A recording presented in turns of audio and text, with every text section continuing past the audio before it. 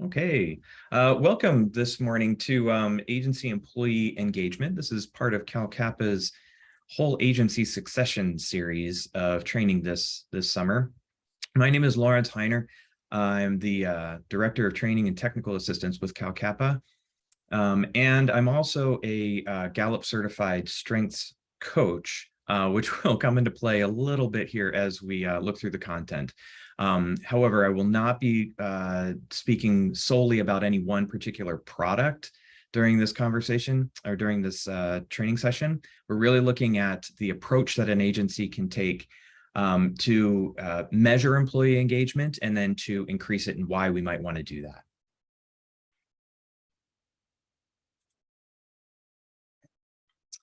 Okay, so the scope of this particular training is to define the impact of engaged employees on an agency, to differentiate employee engagement versus satisfaction, determine which benefits are most meaningful to employees, and yeah, it's not what we traditionally think. And then how to leverage employee engagement feedback for team growth and development. So the first thing is to look at some of the numbers, the reasons why engagement is so important. And I like to look at Gallup's numbers for this. They do a lot of polling, a lot of research. They've got a lot of attention on engagement and publish that. In fact, some of these numbers come from other reports that sourced Gallup.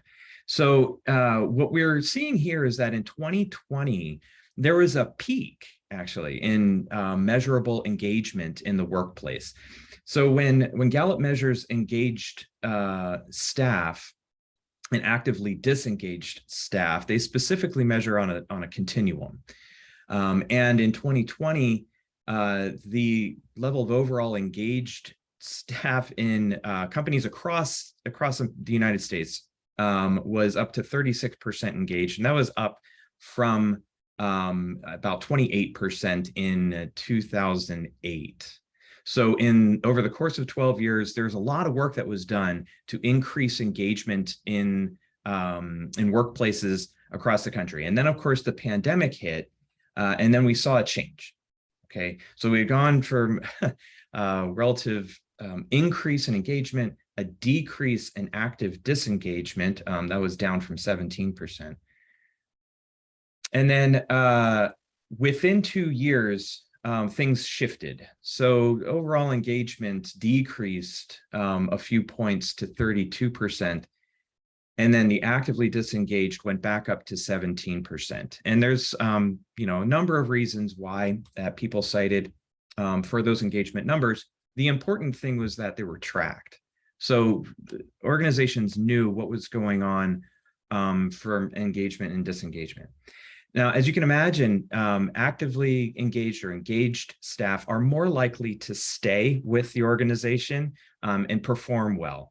Your actively disengaged are beyond just disengaged. So Gallup measures disengaged as sort of your staff that go through the motions, but aren't going to do anything to intentionally negatively affect operations. Actively disengaged may do that. So actively disengaged are more like your no call, no show type of situations that we heard a lot of stories about over the pandemic, and saw increasing accounts of staff that would either be hired and leave immediately or were becoming disengaged with their work for a number of reasons.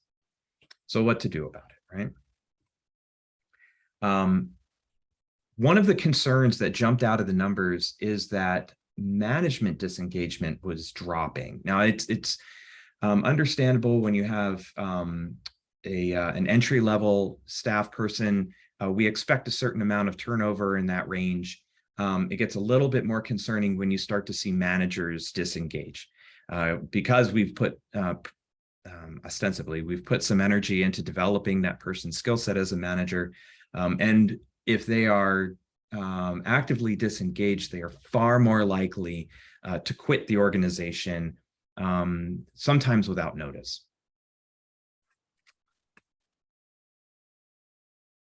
So as we looked at the things that people were stating increased their level of engagement, one of the things that may or may not be a surprise to you is that the option to work remote or hybrid increased people's responses for engagement over the past couple of years. And what was interesting is that it didn't need to be the entire time. It was really having an option. So the idea of having flexibility with the work environment was something that jumped out as a reason why. So when there is an opportunity to offer remote or hybrid work environments, that has led to people reporting higher levels of engagement with their workplace. Now, how that works within an agency, obviously, there are a lot of constraints. Some work just cannot be done remote or hybrid, but remember, it's not all parts of the job that they were suggesting could be remote or hybrid. So that gives some flexibility to the agency in terms of how you design a workday or workflow for a particular job role. Just know that the option of, and this may come from the buzzword worthiness of remote or hybrid work being attractive, but that enabling that for staff in some way tends to lead to higher engagement scores. So, all right. Now, there were a number of agencies, just organizations in general, that were able to shift to an average of 70% engagement or higher. And these are some of the things that they did. And it was, a creative balance of these 5 different areas. So the first area was to use the organizational culture and values to guide business decisions. And that had to do a lot with people's sense of authenticity at work, that the business was being transparent, and that there was some weigh-in to the culture. So if people are able to help contribute to an organization's culture, then that leads to a higher sense of engagement within that culture, and also an alignment to the values of the work. So reminding people that they are there for a particular reason, that the values of the organization that you're able to demonstrate through their work leads to higher engagement. As we mentioned just a moment ago, embracing a flexible work environment also increases engagement. Obviously, not every position is eligible to do that, but the more we are able to recognize flexible work spaces, the higher the engagement will be for staff. Focus on employee well-being and acknowledging the whole person. There's been a lot of attention around this over the past 2 years, particularly as people are finding themselves isolated at home, or other reasons, other traumas that occur during something like a pandemic for our employees. So our focus on that employee's well-being is valued and seen in the engagement numbers. So the efforts that we make as organizations to increase our staff, our employee well-being, and to provide acknowledgement of their entire life is important. Another part of this focus on the whole person is to recognize, or at least acknowledge to the employee that they have a life outside of work, and that the agency appreciates the balance there. What that means to you is very up to you, but the employee will increase their sense of engagement when they feel that the agency is recognizing their well-being and whole personhood. This fourth area here is to tailor communication to reach teams where they are. Again, a lot of work being done in this area, particularly in communication tools. So thinking about how you most frequently communicate with your teams, whether that's email, text, some other communication mechanism. It's very important that people are receiving the communications that they need to know that they're on the right track or doing their job well. That feedback, and this carries through to the next topic here as well, but that feedback back to people is really critical in terms of providing them a sense of security and that they know that the work that they're doing is accomplishing the goals of the organization. So that's all done through communication. And communicating through values, like looking back at the first note, and being able to reflect the organization's culture and values in the communication that you're doing is also very important. And then the last point here is to enable managers to manage through times of change, and keeping those managers in the loop as changes are made in the direction of the organization helps them to better steer their teams. There's plenty of change going on right now, and change is, fairly normal. And obviously we've got some larger changes that have happened over the past couple of years than we typically see. But just knowing that these things kind of run in cycles, it seems like every 10 years or so, there's some major shift where we get to practice our ability to enable managers to manage change through times of change. So your effort in keeping those people informed, your people managers informed of the change process, increases engagement.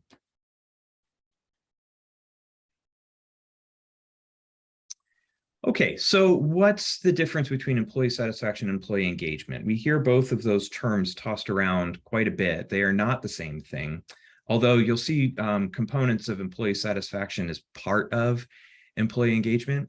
The important note here is that both of those things are important to know, track, and understand within your organization. So employee satisfaction, as you can see here, measures the employee's happiness with their current job and conditions. And it doesn't measure how much effort the employee is willing to expend, just that they're happy, right? Not that they're necessarily getting work done, but they enjoy going to work or being employed with that employer. Okay. Employee engagement, on the other hand, is a measure of the employee's emotional commitment to the organization, and it does take into account the effort that an employee expends toward the organization's goals. So in this case, we're asking more about how people engage with their work, like why they come to work and how well they see themselves fitting into the organization. There's a couple of ways that we can approach that. There's a couple of ways that we can measure that. So I'll take you down the path of one tool that I'm familiar with and some suggestions on some others as we go along.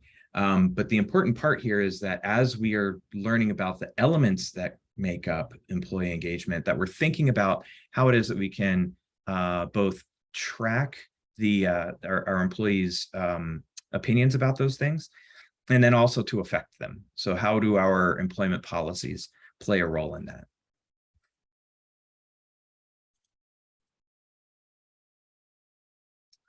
So the tool that I'm going to introduce you to now is one that we support, but there are others that are similar.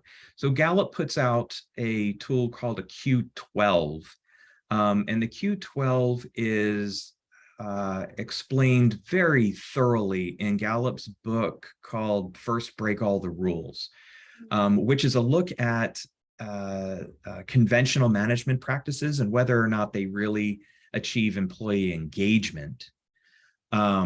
And what they found, what Gallup found through an awful lot of research, is that these 12 questions that are broken down on the slide here really dial into people's engagement level on the job. And they use very specific language in these questions to be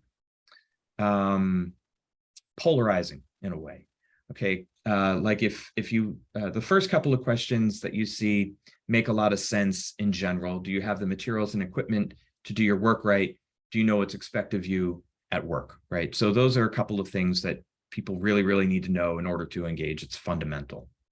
But if you look just at the next one, Is there someone at work who encourages your development?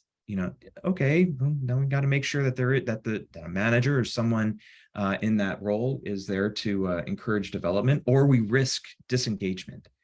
And then, the next one, does your supervisor or someone at work seem to care about you as a person?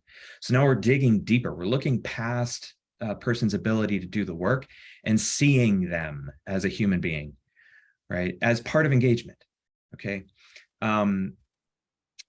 Recognizing praise. So in the last 7 days, so specifically every week or every rolling 7 days, have you received recognition or praise for doing good work? At work, do you have the opportunity to do what you do best every day, right? On a daily basis.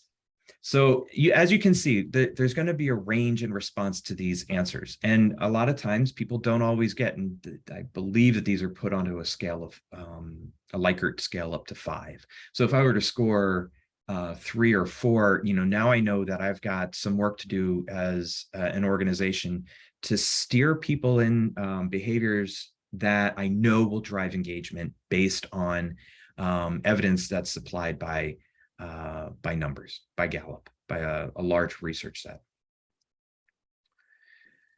So something to note about this, and the order that you might look into people's responses to a survey like this is to mash it up against Maslow's hierarchy of needs. So if you look at entitlements as your base, contributions as sort of a next level, community, and then growth as an optimal, you can line that up. And I'm going to go compare this against Maslow's, and then we can come back to this slide. But this is Maslow's hierarchy of needs, right? So before anything, we need to have our psychological and safety needs taken care of. And those were the questions that talk about entitlements for us, and how to do the job, what having the right materials and equipment, having the right environment in general to do my job, right? The basics.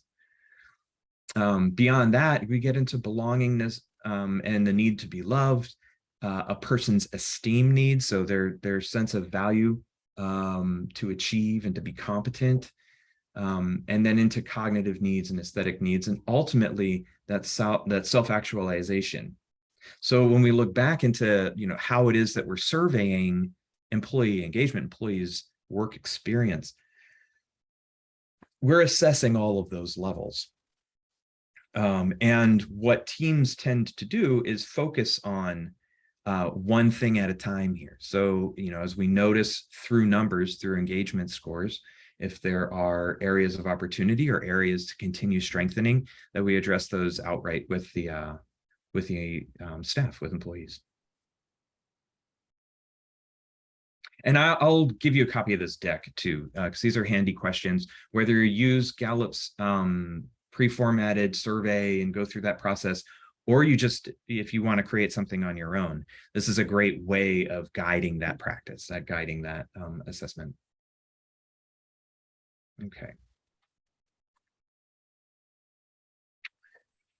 So after going through this assessment process with people, Gallup did an analysis between job satisfaction and employee engagement, just to see what the real contributors are to satisfaction, what the real contributors are to engagement, and why come up with those 12 particular questions.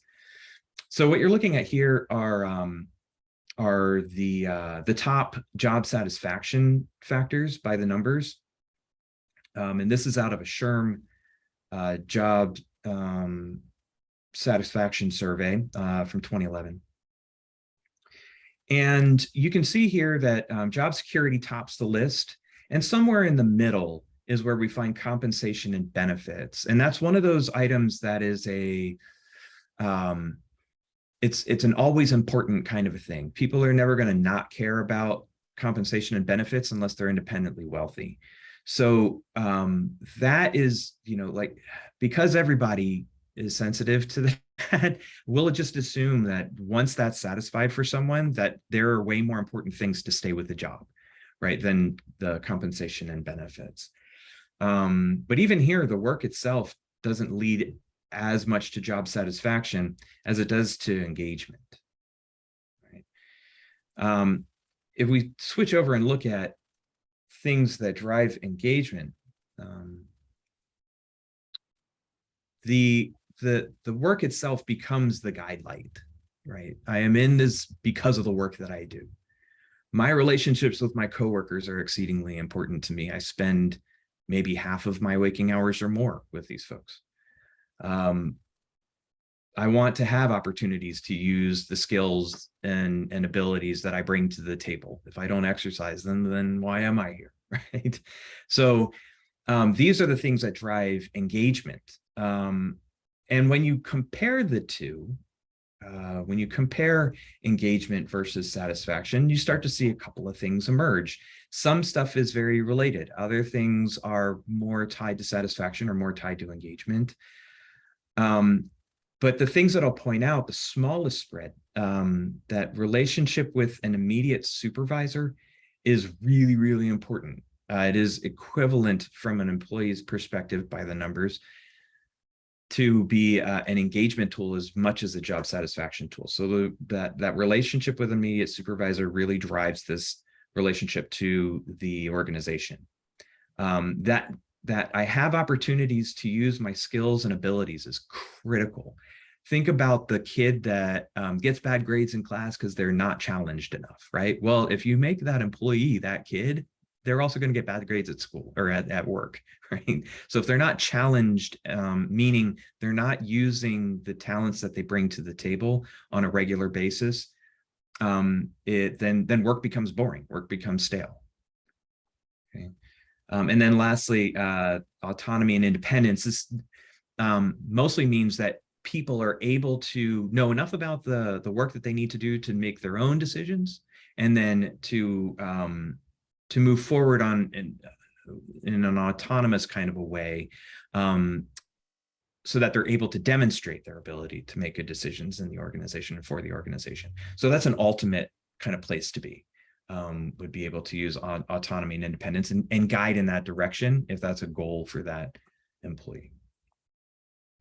Okay, I'm going to pause here for just a second, see if we've got any questions about the numbers and stuff that's going on. I've seen some mics come off, and sometimes that's an indicator that there's a question.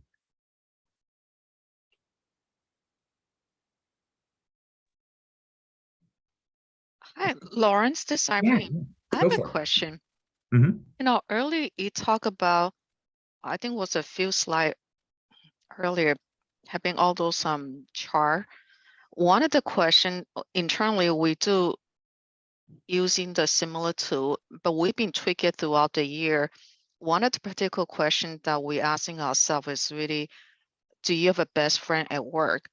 And when we asking our employee, I can only speak in my experience working here. In the beginning, when I start working here, that question comes up a lot. And it's such a very wide spectrum. Either people will be really hot saying, yes, I have a best friend at work, or they will be very, very cold saying that question is not applicable to me. But when we ask and say, do you feel like you have friends at work that care about you? And people, general them, they all agree. They all say, yes, I can really see some of my coworker and even supervisor as my friends at work. But when they, when we initially ask the question, say, do you have a best friend at work? People tend to be really, really tight-lipped. Only a few individuals, they will really jump on and say, yes, absolutely, they have one. So that question we actually modified in the recent years. Just want to make people feel welcoming, allow them to flow with that, not only the work together, but naturally with the course of interaction, they're actually developing that friendship and can lean on and also grow together. So that's probably something, I don't know if that's really part of the engagement, but we do hear when we do the survey, we hear from the employee that they're not comfortable answering the question. So we modify that question. I see. Yeah, I hear that your feedback there resonates with a lot of what people say about, particularly about the Q12 survey, and it kind of depends on, which side of the ideological fence you stand on. Do you stand on the side that says, well, they say that the number, if you do it this way, then your engagement will increase, and we have the numbers to prove it? Or you do it a modified way, and you'll just have a slightly different way. It's not necessarily backed by the Q12 research any longer, but it is feedback, and you can use that to grow your organization. So really, it's just a matter of what path as an organization you choose. I believe that so long as you're consistent, you're going to get at least usable feedback and data. What Gallup will tell you is that these questions that they pose are very specifically worded to spark the kind of discomfort that you're talking about, and that is valuable information for the organization to know. And that's the argument. Okay, so I'm not going to tell you that that's the way it's got to be, because frankly, the reality is probably somewhere in between. Just there's that research that's behind it. And if you would like to know a little bit more about how these questions came up, the book that I mentioned, First Break All the Rules, does give a deep dive on each of these questions, which is really fascinating. Okay. About why they choose to do that. Yeah, but and they talk and they talk about that specific question quite a bit in the book, Irene. So you might enjoy that section of it, to understand where it came from, and then kind of how your organization has chosen to modify it, like what the impact of that is. Yeah, because every other question we do utilize it without a whole lot of hesitation. But that was one of the questions compared to when I first started working for the agency in the recent years. And that's what the agency, we want to create a dynamic, truly, it's a balancing act. So we tweak it in the recent revision. I do like the question about the 6 months checking with the employee. Has anybody talked to them about the progression? Because that's a clear indicator whether there's an engagement or support. So that part, I think that's a very fair shot of questions. And I always like that question between the employee and also the immediate supervisor. Yeah, very nice. So that's my comments. Thank you. Yeah, and those are great ways of using the feedback tool as a living mechanism, and not just something to gather data. Like it really does allow you to provide immediate kind of response and long-term response, like based on the feedback that you get. I do have a question. I mean, I know today is all talk about engagement. Were you somehow kind of diving about the boundary aspect of it? Because this sometimes we hear from the supervisor, they want to support the employee, but they see themselves also had to be a buffer between the employee and also their supervisor, because at the end of the day, we all have supervisor we report it to. And so oftentimes they kind of see themselves stuck. They want to support the employee, but at the same token, they need to own up whatever the employee's action or conduct performance holding accountable for in order to respond to their supervisor. So how do we maintain a very healthy engagement through this kind of multiple tiers of supervision? That's a good question. And part of my response will be that providing sort of learning support along an employee's kind of employee path or employee journey is going to be an important component of kind of bringing that back in. So supplying the ongoing support to do the job. And by that, I don't mean holding their hand. It's what I do mean is that they've got the ability to access and learn or know their job role and function as they go. And that's a tool that's more like a coaching and development tool. And so if I feel like I'm coached and developed, then maybe my engagement is strong, even if my performance is low. It may also be one of those like job fit situations. So if you've got somebody that's working in a role in the organization, and try as they may, they just can't do the job that's assigned. It may be a bad fit. There may be somewhere better to place them within the organization. And if that's not the case, those are very uncomfortable times. Either that person can choose to develop into that role, or they may be looking outside of the organization. You may need to find a replacement for that individual. And that that happens on its own all the time. Sometimes having these engagement figures to work with can give you an idea of whether or not you should expect it.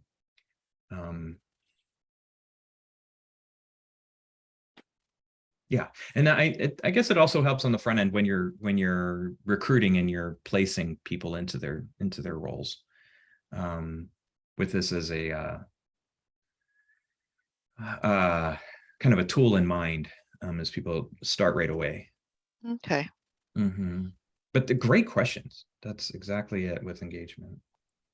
And fortunately, I do have a session on that. So that the coming up, let's see. It's a nice little segue. On July 12th, I'll be talking about intentional learning organizations, and we'll take a look in that course about how you align particular learning opportunities and align that with the outcomes of the organization, and then see how that plays a role in employee development along the way. Okay. So looking forward to that. Yeah. And I'll post some of the registration links here in a little bit in the feed. Lawrence, I have a question as well. All This right. is Tashira from Foothill Unity Center. Sorry, before you proceed on. Thank you first for this training or just sharing this. I was stating in our board meeting yesterday, it's this, it's the, employee retention and things that keeps me awake at night. It's one of the many areas, but anyways, that's Okay. one of them. And so thank you for this. But I have two questions. Is this a, kind of an assessment that you put in as an organization, we put into the HR department to carry through with these kind of assessing and seeing where the staff are? So that's one part of the question. And the second part or second question is, what is the likelihood of the, if the staff if there's low morale, right, within the organization, or the staffing are actively disengaged or disengaged for the most part, then what's the likelihood of participation in such a survey if we were to conduct a survey outside of having it in the HR departments? That's interesting. So you're asking, like, what's the likelihood of people participating in the survey? Yes. Yeah, yes. And when you've got a lot of obvious disengagement going on, yes, or reported. I do not have a straight answer for you, Tashira. I'd love to. I think that it may have to do with the messaging from the organization. And if you are able to say, look, we're genuinely trying to make this an enjoyable place to work, and we need your feedback to do that, you may get the response that you're looking for. And the reason I say that has to do with people's tendency to buy into what you're talking about if they have an opportunity to weigh into the process. So even if it doesn't necessarily go 100% their way, at least their voice was heard and acknowledged. Right. And that is very much messaging. I can't speak to the tool itself. Is probably doesn't matter as much as long as it's not offensive. But yeah, that please help us make this an awesome place to work, or however you coin that. And I have heard a lot of groups using that terminology, being a great place to work, or creating a great work environment, including in government services. So in California. So that's maybe that will help, and let me know. I would love to support you in that in whatever way I can when it comes to that messaging and getting that feedback, looking through it. All right, awesome. Thank you. You bet.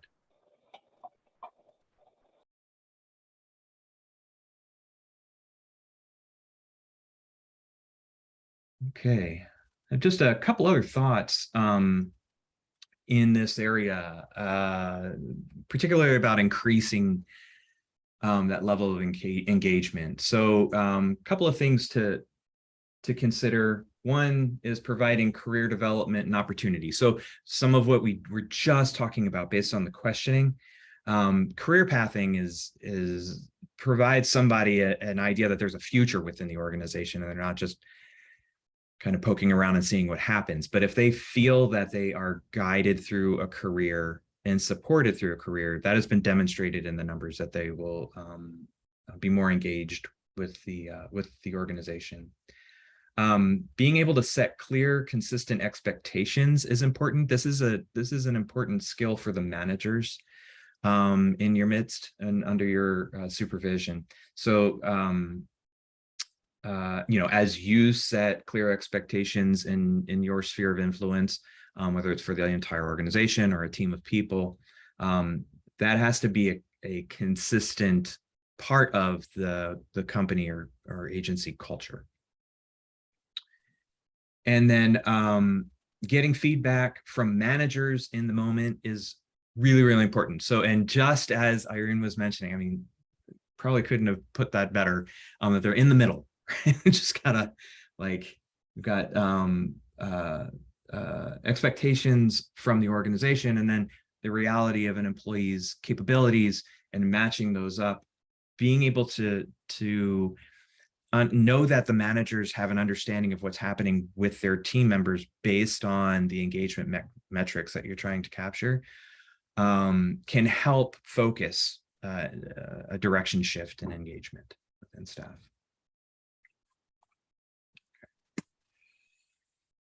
All right, and then some tools. So here, this is going to be a good list to use as you consider what to do specifically, but what tactics to use. And technologies is used as a very loose term here. Technology doesn't just mean, electronics. These are intended to be technologies of thought. So first thing, goal setting and alignment.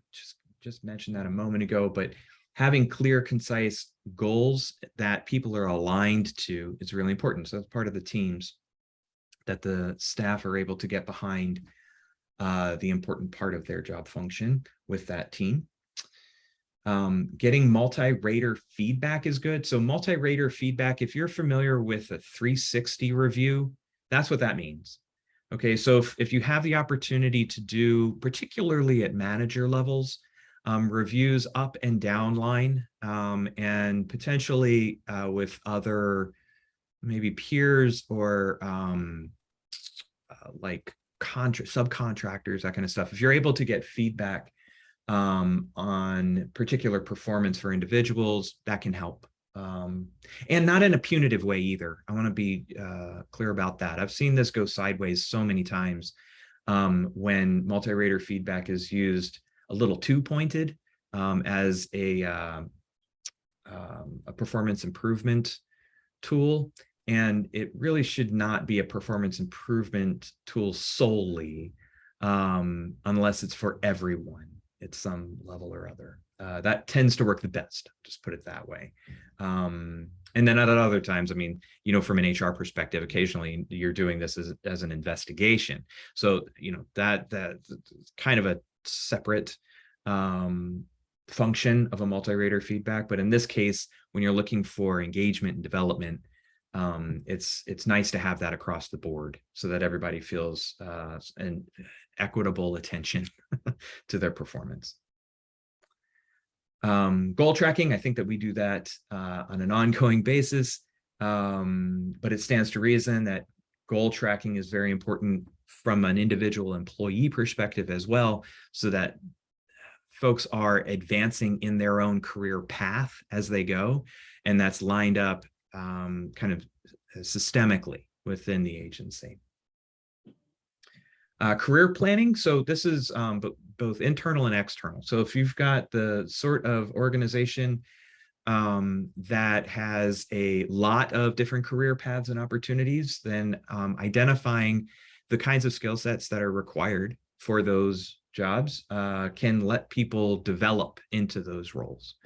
And having that career plan available dramatically increases engagement from that staffer, because then they're committed more to the organization and have an idea of where they're going to use those skills.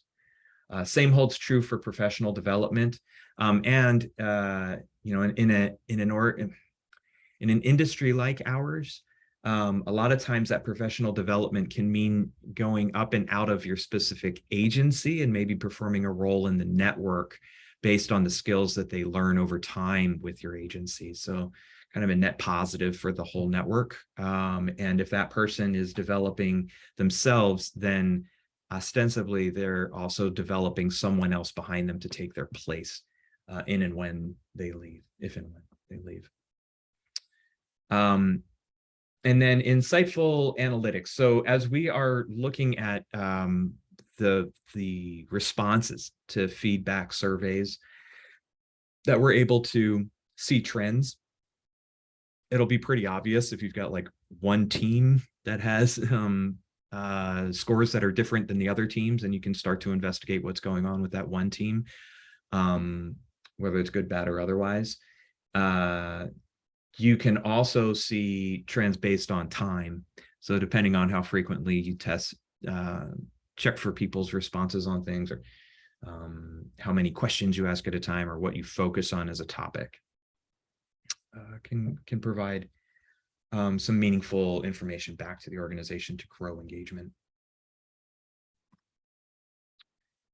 And then besides, okay, so I'm going to give you a quick preview of what's coming here. So the intentional learning organizations I just mentioned a moment ago, and that one demonstrates how you can set up learning structures within regular job flows. So people are constantly learning how to do their jobs better, and it doesn't require a bunch of training and trainers to do it. So that's the secret behind July 12th session. July 26th, we'll look at the 5 behaviors of cohesive teams. That'll be a look at Pat Lencioni's 5 dysfunctions of a team in a way that's positive and supports team growth. So we'll do an hour on that on July 26th. And then on August 9th, David Knight has a session on increasing employee compensation that you will not want to miss. He's been talking to me about this for a year, and we're excited to reveal the secrets that everybody's been waiting for and how to pay people more money. So that's what's coming this summer. And you know, we're always open to hearing your feedback. So as we get feedback from you, we look into what else we can offer and bring in. Okay, so I'll stop here. I've got a feedback survey for you all to take, if you'd be so kind. And then I am also open to any questions that you have.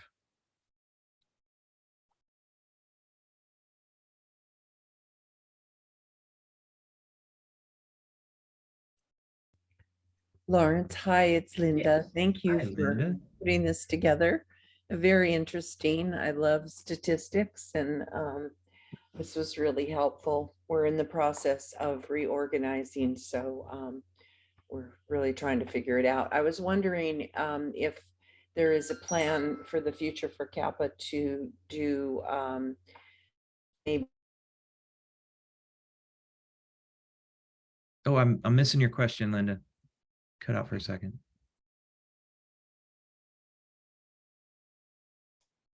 She's having internet issues at home, so. Bummer. Thanks, Matt. Linda, what was your question one more time? Oh. You cut out. Oh, yeah, every 10 minutes, Matt. I can't wait. Yeah, I know. I'm aware. The internet. Matt's our IT guy too, you guys. So he's been beat up this week. I was asking about the future plans for CAPA for this type of training around succession. And I was wondering if there's any plans to do anything more detailed step-by-step succession planning, or step-by-step figuring out who's in the right seat on the bump? Well, the short answer is I do not have a specific plan to get that detailed. I do have access to the support material that you're talking about, Linda. So if you like, we can review some of the materials that are available and then see what kind of additional support might be necessary. That would be great. We're in the process of, you know, I've been at this for 40 years, and it's probably about time for me to give it all up. But you and probably many others. I think it's like, there's how do I transition, right? There's a few of us dinosaurs out here, that's for sure. Well, I choose to look at this as complying with the organizational standards that say you need to have a plan. So about it, for sure. We'll chalk it up to that. And yeah, I appreciate that feedback, and we'll see if we've got the resources, maybe we'll be able to do something before the end of the year here, but I'll take that feedback as just knowing that that's a concern of the network. So thank you, Linda.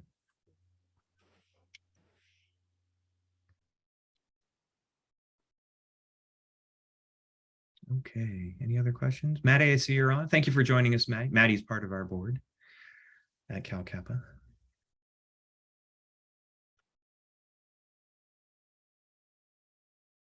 And yes, Tashira, I will provide the slides. I'll provide the slides and a recording as soon as it's available this afternoon here. Thank you. You betcha. All right. And if anybody needs more focused attention, particularly getting into next year, we have some limited availability to provide these kinds of services through Cal Kappa. But just let me know that if it's a concern and if it's a challenge for your organization, we'll make a plan, right, to have it addressed for you. Okay.